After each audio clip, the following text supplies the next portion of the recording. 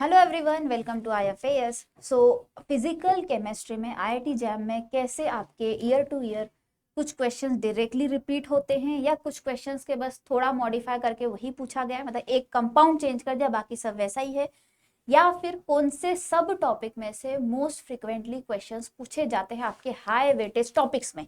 इन्हीं को हम आज के वीडियो में डिस्कस करेंगे। अब पेपर एनालिसिस अगर हम करें तो chemical kinetics, electrochemistry and thermodynamics, ये तीन ऐसे मेजर टॉपिक है जिन पर मोस्ट फ्रिक्वेंटली क्वेश्चन पूछे जाते हैं, at the same time high weightage topics है। तो इन तीनों टॉपिक्स को पहले हम हाईलाइट करेंगे आज की वीडियो में और आपको बताएंगे किस तरह से PYQs analysis and PYQ solve करना, PYQ की प्रैक्टिस करना कितना जरूरी है आपके प्रिपरेशन में। सबसे पहले यहाँ पे आपको केमिकल काइनेटिक्स के क्वेश्चन दिख रहे हैं। 2023 एंड 2021 में exact same to same question repeat हुआ है without any change. That means PYQ practice करना कितना जरूरी है। देन 2019 में अगर मैं बात कर रही हूँ, एक ही साल में 2 सवाल पूछे गए हैं केमिकल काइनेटिक्स में एंड दोनों ही ऑर्डर ऑफ रिएक्शन पे पूछे गए हैं। That means order of reaction कितना इंपॉर्टेंट सब टॉपिक है। एक में हाफ लाइफ दी है, एक में आपको यूनिट दिया है रेट कांस्टेंट का, एंड दे आर एक्सपेक्टिंग कि आपको पता होना चाहिए। पूछा क्या है? पूछा ऑर्डर ऑफ रिएक्शन है, तो बहुत ही इंपॉर्टेंट सब टॉपिक है ये। पीछे भी देखोगे तो ऑर्डर ऑफ रिएक्शन ही पूछा गया है। दैट मीन्स केमिकल काइनेटिक्स में सबसे ज्यादा जरूरी सब टॉपिक कौन सा है? ऑर्डर ऑफ रिएक्शन पता करना। इसको तो अच्छे से करना ही करना है। चलते हैं इलेक्ट्रोकेमिस्ट्री की तरफ। अगर आप ध्यान देंगे 2020 में एंड 2021 में सेम टू सेम क्वेश्चन है। मीन आयोनिक एक्टिविटी कोएफिशिएंट निकालना है, सिर्फ कॉन्सेंट्रेशन और आपका कंपाउंड चेंज कर दिया है, बाकी फॉर्मूला वही लगेगा, हर चीज वही लगेगी, कुछ भी नहीं करना है, सब कुछ सेम टू सेम है। दैट मीन्स PYQ से कितना आपको एडवांटेज होता है पेपर सॉल्विंग में। यहाँ पे अब मुझे एंट्रोपी चेंज निकालना है और ये वैल्यू दी है, यहाँ पे भी ये वैल्यू दी है एंड एंट्रोपी चेंज ही निकालना है। तो जो ऐसे क्वेश्चंस है जिसमें आपका इलेक्ट्रोकेमिस्ट्री एंड थर्मोडायनामिक्स को कंबाइन करके जो हमने आपको फॉर्मूलाज कराए हैं, उनकी प्रैक्टिस कितना जरूरी है देखेंगे। 2025 में 2017 में आया है। दैट मीन्स पुराने PYQs भी सॉल्व करने से अभी के 3-4 साल के करोगे नहीं चलेगा, पुरानों को भी करना है। पता चला ऐसे ही उठा के दे दिया सीधा सीधा, तो ध्यान रखें फॉर्मूला तो वही लगेगा, फॉर्मूला एक ही है, उस वही लग रहा है, बस n की वैल्यू देखनी पड़ेगी। सब कुछ वैसा का वैसा है, तो हमें तो प्रैक्टिस करनी ही करनी है। बस फैराडे का ध्यान दो, कभी क्या दिया है कभी क्या दिया, तो जो दिया है वही इस्तेमाल करना है। अब इलेक्ट्रोकेमिस्ट्री में आयोनिक मोबिलिटी आपको 2008 में पूछा गया था, उसके बाद पूछा ही नहीं गया था, लेकिन फिर 2021 में फिर से उन्होंने पूछा है। तो आपको सारे PYQ जितने भी पुराने से पुराने, नए से नए आपको करने ही करने हैं। और ये सारे एक ही जगह मैम PYQs कहाँ मिलेंगे, प्रीवियस ईयर क्वेश्चन पेपर कहाँ मिलेंगे? तो वो आपको मिलेंगे IFS के वेबसाइट पे फ्री ऑफ कॉस्ट, एक ही जगह विथ देयर सॉल्यूशन। तो आप वहां जाके सारी चीजों को एक ही जगह पे ले सकते हैं। नेक्स्ट हम चलते हैं अभी आगे।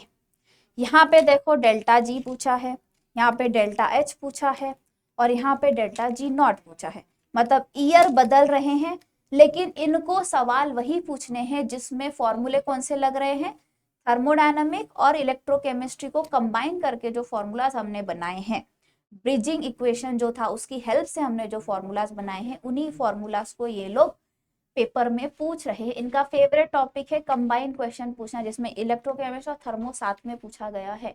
तो ये कहना तो गलत होगा कि वेटेज इनको कम है, बहुत ज्यादा वेटेज है। अब ये क्वेश्चन आपके इलेक्ट्रो और थर्मो दोनों केस में आ जाना चाहिए, क्योंकि ये आधा है, थर्मो और इलेक्ट्रो दोनों एक दूसरे को कॉम्प्लीमेंट कर रहे हैं। नेक्स्ट अभी अगर आप देखेंगे यहाँ पे देखो 2011 में इक्वी पार्टीशन पे पूछा गया था, 2015 में फिर इक्वी पार्टीशन प्रिंसिपल पे क्वेश्चन पूछा गया, 2018 में फिर से इक्वी पार्टीशन प्रिंसिपल पे पूछा गया है सवाल। मतलब ये इनका फेवरेट टॉपिक है, आता रहता है, बीच बीच में कुछ सालों में इसका मन होता है तो ये आ जाता है आपके पेपर में। Then entropy change, entropy change thermo में तो फेवरेट है। Entropy, Gibbs free energy and enthalpy change, इन तीनों पर ही पूरा गणित घूमेगा। थर्मो बहुत बड़ा टॉपिक है, लेकिन अगर आप इन तीनों को टॉपिक को अच्छे से कर रहे हो, एंट्रोपी चेंज के न्यूमेरिकल्स, एंथैल्पी चेंज के एंड गिब्स फ्री एनर्जी के न्यूमेरिकल्स अगर आप अच्छे से कर रहे हो, आपका सब कुछ हो जाएगा। यहाँ पे डायग्रामेटिकली प्रेशर चेंज करके दिखाया, यहाँ पे पूरा लिख के बताया है। सवाल वही है, दिखने में अलग लग रहा है, लेकिन थोड़ा अगर ध्यान से देखेंगे तो सारी चीजें वही है। 17 में पूछा था, फिर 25 में आया, तो पुराने पीवाईक्यूज बहुत ज्यादा जरूरी है आपके लिए। नेक्स्ट अगर आप यहाँ देखेंगे, enthalpy change, enthalpy change, enthalpy change. मैंने अभी आपको बताया थर्मो में उनके फेवरेट टॉपिक है enthalpy change, Gibbs free energy change and entropy change. 16, 17, 18 back to back पूछे गए हैं, सवाल आते रहते हैं, आपको बस ध्यान से देखना है।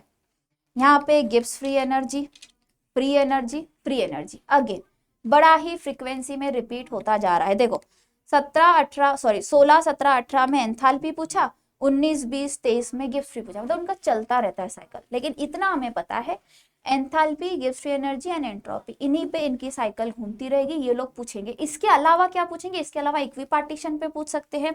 उसके अलावा अगर इनको पूछना रहा तो ये सिर्फ और सिर्फ आपके कैरनॉट साइकिल की तरफ ही देखेंगे, इस बात का ध्यान रखें।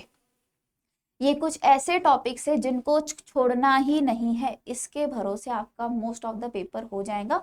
और यही टॉपिक्स ऐसे हैं जो पूछे जाते हैं। अब देखो, एक 11 में पूछा है, फिर 20 में पूछा है, मतलब जिसने 2020 के लिए प्रिपेयर किया है तो उसको क्या सिर्फ 15 के बाद के पीवाईक्यूज देखने नहीं, उसे 11 वाला भी पीवाईक्यू देखना है। उसे ये देखना है कि किस पर क्वेश्चन आ रहे हैं। पेपर एनालिसिस बहुत ज्यादा जरूरी है, उसके बगैर आपको नहीं समझ आएगा जैम कैसे निकालना है, क्योंकि पेपर प्रेडिक्टेबल होते हैं। और मैम पीवाईक्यूज कहाँ मिलेंगे? पीवाईक्यूज आपको मिलेंगे आईएफएस की वेबसाइट पे, प्रीवियस ईयर क्वेश्चन पेपर का सेक्शन है, लर्न फ्री में फ्री ऑफ कॉस्ट आपको मिल जाएंगे।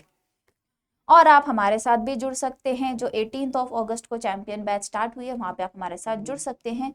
कूपन कोड है आपका IFAS35, कूपन कोड लगाते ही आपको 35% का डिस्काउंट मिल जाएगा। सो इसी के साथ आज के वीडियो को हम करते हैं खत्म। धन्यवाद। अब हम आपसे मिलेंगे नेक्स्ट वीडियो में नेक्स्ट टॉपिक के साथ। तब तक के लिए stay cool, stay healthy, stay happy.